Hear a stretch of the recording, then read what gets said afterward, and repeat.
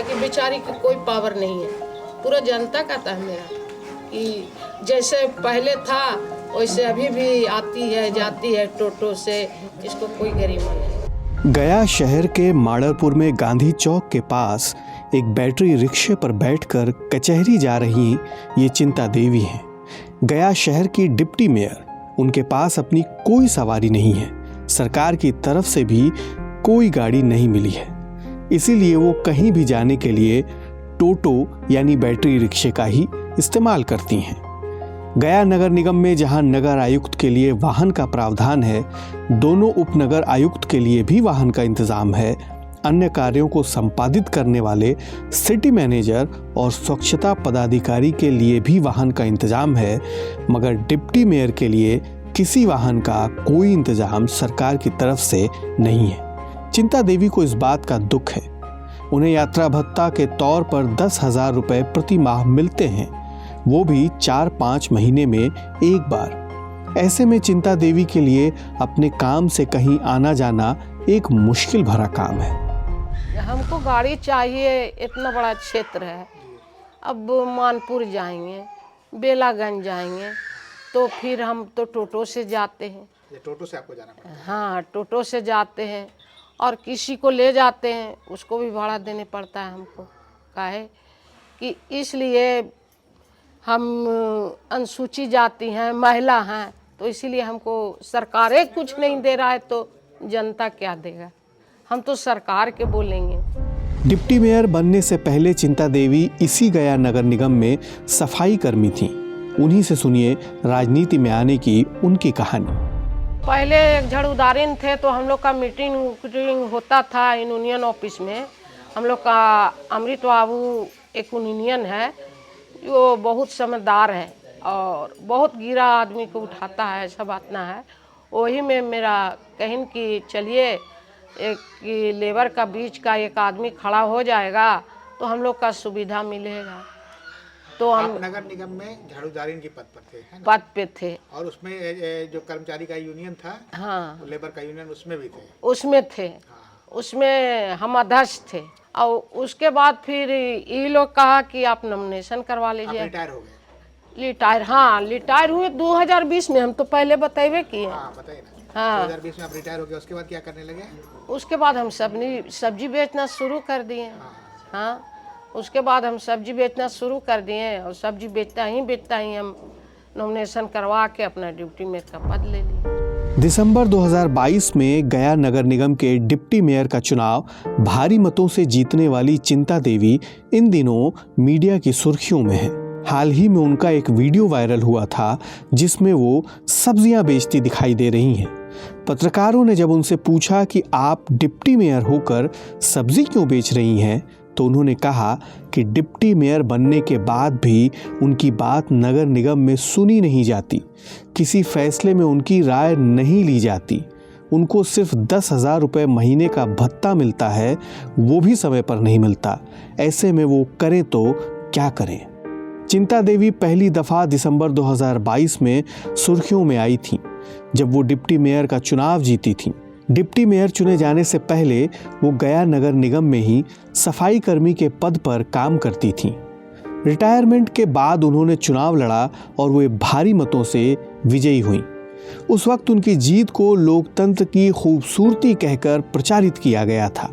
ये भी कहा गया कि समाजवादी नेता राम मनोहर लोहिया की रानी बनाम मेहतरानी वाली बात गया में सच हो गई। मगर महज 2 साल डिप्टी मेयर का काम करने के बाद चिंता देवी अब निराश हो चली हैं।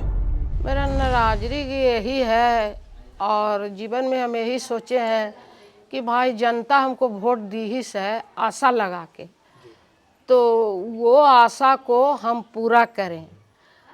और यही मेरा काम है कि जहाँ नली गली न बना है तो सारा जगह नली गली बन जाए, और जहाँ लाइट नहीं है वहाँ लाइट लग जाए तो बड़ी अच्छी वाली बात है। मेरा कहना यही है। इसलिए जनता हमको बहुत आशा लगा के वोट दिया है और कोई साधारण वोट से हम जीते हैं नहीं। इसलिए हमको थोड़ा सा शर्मिंदा लगता है कि ये काम आदमी बोलता है और नहीं होता है, तो बड़ी हमको मन में तकलीफ आता है।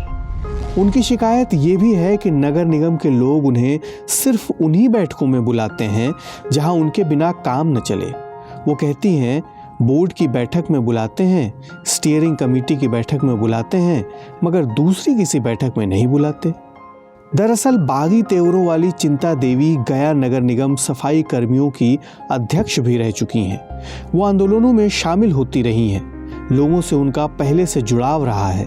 उनके पड़ोस के लोग भी हैरत जाहिर करते हैं कि डिप्टी मेयर बनने के बाद भी चिंता देवी के जीवन में कोई बदलाव नहीं आया। सरकार की तरफ से जो है इनकी किसी भी प्रकार का जो है न कहीं कुछ नहीं इनको मिल रहा है। यह हम लोग देख रहे हैं इस चीज़ को।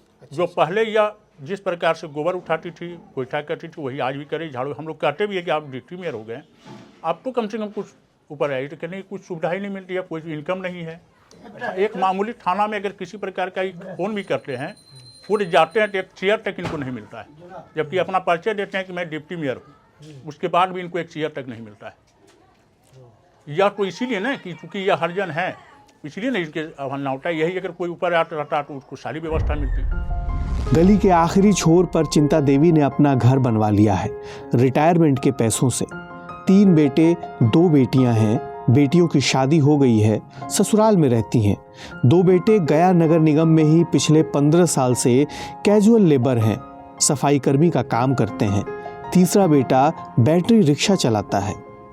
पिछले साल ठंड के मौसम में जब नगर निगम के सफाई कर्मियों ने गर्म कपड़े और मेहनताना बढ़ाने के लिए आंदोलन किया तो चिंता देवी ने उस आंदोलन का समर्थन कर दिया। इसके बाद बिहार सरकार के नगर विकास विभाग ने उनके खिलाफ नोटिस जारी कर स्पष्टीकरण मांगा कि वे क्यों आंदोलन भड़का रही हैं। वाम पृष्ठभूमि से आने वाली चिंता देवी ने ठान लिया है कि वे अपने हक को हासिल करके रहेंगी। वे इस मुद्दे पर लगातार मुखर हैं। All India trade union Congress के गया जिले के मंत्री अमृत प्रसाद कहते हैं चिंता देवी सफाई कर्मचारी रही हैं, इसीलिए उनको इग्नोर किया जा रहा है। बिहार महिला समाज की अध्यक्ष निवेदिता झा कहती हैं चिंता देवी को इस पूर्वाग्रह को तोड़ने के लिए अपनी लड़ाई जारी रखनी चाहिए। हम सब लोग उनके साथ हैं। मगर अनुसूचित जाति से ही संबंध रखने वाली गया की पूर्व मेयर आशा देवी कहती हैं उनको ये चुनाव लड़ना ही नहीं चाहिए था। वे जब पहले ही नगर निगम में सफाई कर्मी थीं तो अधिकारी अब उनकी बात कैसे सुनेंगे। दरअसल हाल तक हमको भी गाड़ी की सुविधा नहीं थी। मेयर को यात्रा भत्ता के तौर पर 12,000 और डिप्टी मेयर को 10,000 रुपये मिलते थे। अभी हमको गाड़ी दी गई है तो भत्ता बंद कर दिया गया। गया नगर निगम में मेयर और डिप्टी मेयर दोनों अनुसूचित जाति से हैं, गरीब तबके के हैं। हम लोगों को 1000 तरह के खर्चे हैं। जहाँ तक डिप्टी मेयर की दिक्कत का सवाल है, उसकी वजह अफसरशाही है। अभी हाल तक जो नगर आयुक्त थीं वो तो मेरे पास भी फाइल नहीं भेजती थी, खुद फैसले लेती थी। अफसरशाही के हावी होने के आरोपों का गया नगर निगम के पूर्व डिप्टी मेयर मोहन श्रीवास्तव भी समर्थन करते हैं। मोहन इन दिनों बिहार स्थानीय महासंघ के संयोजक भी हैं और फिलहाल गया नगर निगम में वार्ड काउंसलर और स्टैंडिंग कमेटी के सदस्य हैं। दरअसल मेयर की गैर हाजिरी में ही डिप्टी मेयर का पद महत्वपूर्ण होता है। सच तो यह है कि हाल के कुछ सालों में बिहार सरकार की तरफ से लगातार स्थानीय निकाय के प्रतिनिधियों के अधिकारों में कटौती की जा रही है। अब तो मेयर और डिप्टी मेयर के हाथ कोई खास अधिकार बचे ही नहीं। इस मामले में पूछने पर गया नगर निगम के नगर आयुक्त कुमार अनुराग कहते हैं ये मामला राजनीतिक है। नगर निगम के वार्ड काउंसलरों का आपसी मामला है। हम लोग उन्हें बोर्ड और स्टीयरिंग कमेटी की बैठकों में जरूर बुलाते हैं। बाकी बैठकों में नगर निगम के काउंसलर उन्हें क्यों नहीं बुलाते कह नहीं सकते। जहां तक गाड़ी का सवाल है, सरकार की तरफ से ही डिप्टी मेयर के लिए किसी वाहन का प्रावधान नहीं है। मेयर के लिए भी अभी तय हुआ है कि या तो वे वाहन लें या यात्रा भत्ता। डिप्टी मेयर को यात्रा भत्ता मिलता है। अलॉटमेंट 4-5 महीनों में ही आता है, इसीलिए एक मुश्त ही पेमेंट होता है।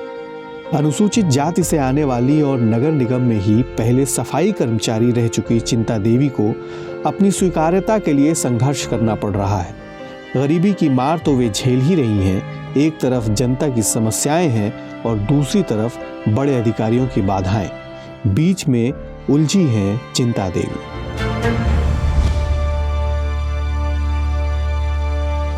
इसी तरह की तसल्ली से भरी हुई एक्सक्लूसिव रिपोर्ट्स देखने के लिए सब्सक्राइब करें इंडिया टुडे हिंदी का यूट्यूब चैनल और बेल आइकन जरूर प्रेस करें ताकि वीडियो अपलोड होते ही आपको खबर हो जाए।